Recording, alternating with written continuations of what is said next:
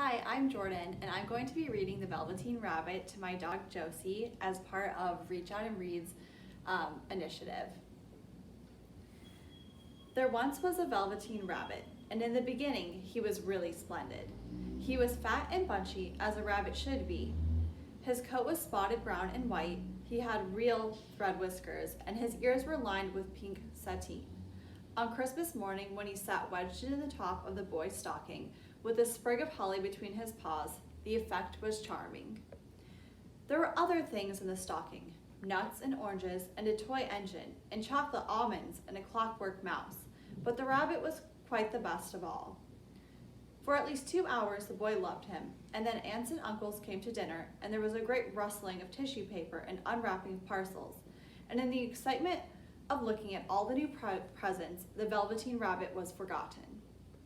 For a long time he lived in the toy cupboard or on the nursery floor, and no one thought very much about him. He was naturally shy, and being only made of velveteen, some of the more expensive toys quite snubbed him. The mechanical toys were very superior, and looked down upon everyone else. They were full of modern ideas and pretended they were real. The model boat, who had lived through 2 seasons and lost most of his paint, caught the tone from them and never missed an opportunity of referring to his rigging in technical terms. The rabbit could not claim to be a model of anything, for he didn't know that real rabbits existed. He thought they were all stuffed with sawdust like himself, and he understood that sawdust was quite out of date and should never be mentioned in modern circles. Even Timothy, the jointed wooden lion, who was made by the disabled soldiers and should have had broader views, put on airs and pretended he was connected with government.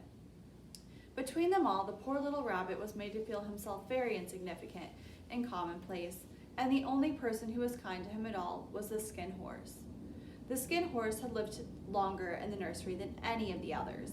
He was so old that his brown coat was bald in patches and showed the seams underneath, and most of the hairs in his tail had been pulled out to string bead necklaces.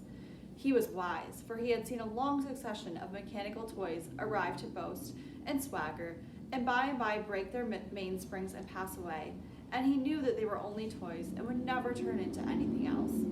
For nursery magic is very strange and wonderful, and only those playthings that are old and wise and experienced like the Skin Horse understand all about it.